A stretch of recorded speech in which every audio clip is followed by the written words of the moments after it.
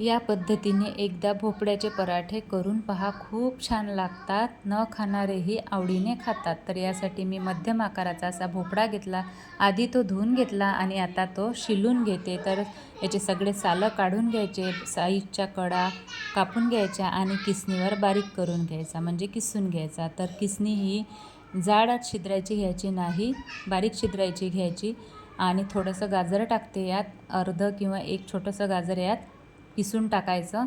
आणि गव्हाचं पीठ एक मोठा वाटी, थोडंसं चणा डाळीचं पीठ, थोडे पांढरे तीळ टाकायचे आणि थोडीशी हळद, लाल मिरची पावडर, आवश्यकतेनुसार, चवीनुसार मीठ टाकायचं, बारीक चिरलेली कोथिंबीर टाकायची आणि हे सगळं एकत्र करायचं.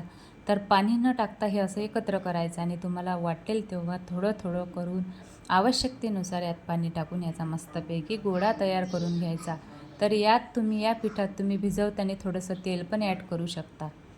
पहा, तर जास्त पाणी टाकायचं नाही, भोपळ्याला पाणी सुटतं, म्हणून थोडं थोडं करून पाणी टाकायचं आणि असा गोळा तयार करून बाजूला ठेवून द्यायचा 5 ते 10 मिनटापर्यंत. आता इथे आपण चटणी करूया.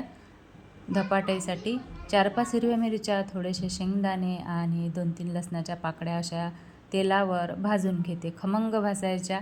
गॅस बंद करायचा आणि थंड झाल्यावर हे बारीक करायचं. तर थोडंसं जिरं आणि मीठ टाकून हे तसंच फिरून घेते. थोडीशी कोथिंबीर पण टाकते, थोडंसं दही टाकते आणि हे काय करायचं, मिक्सरला असंच फिरून घ्यायचं.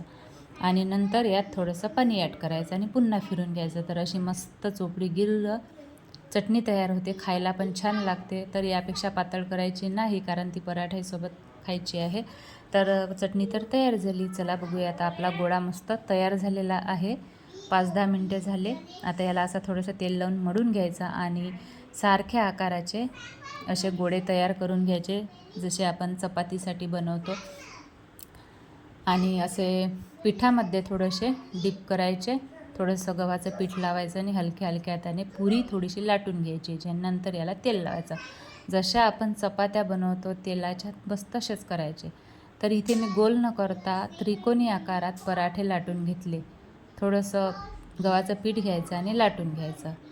तर पराठा हा थोडासा जाडच ठेवायचा, आपल्या चपातीपेक्षा जाड ठेवायचा, तेव्हा तो खायला पण छान लागतो.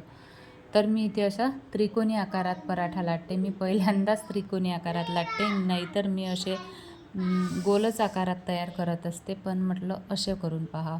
याला तुम्ही मधात छिद्र पण पाडू शकता. तर मी नाही पाडलं, मी असेच बनवते नेहमी. थोडंसं तेल टाकते ताव्यावर. तवा छान गरम झालेला पाहिजे. तेल टाकायचं जेणेकरून ते चिपकत नाही. आणि दोन्ही बाजूने असं हलकंसं भाजून झालं की नंतर यावर तेल टाकायचं. दोन्ही बाजूने असं तेल सोडायचं. पहा किती मस्त वर फुगला, टम्म फुगतात हे पराठे. दोन्ही बाजूने तेल टाकून मध्यम आचेवर खमंग खरपूस भाजायची आहे. गॅसची फ्लेम ही हाय ठेवायची नाही आणि लो पण ठेवायची नाही. आणि छान असे भाजले गेले पाहिजे, म्हणून त्याला असं प्रेस करत जायचं. तर पराठे असेच मी सगळे भाजून घेतले आणि एका डिशमध्ये काढते. कलर छान आलेला आहे. जसे दिसतात ना तसेच खायला पण लागतात. तर तुम्ही पण एकदा नक्की करून पहा आणि कसे झाले ते मला कमेंट करून नक्की सांगा.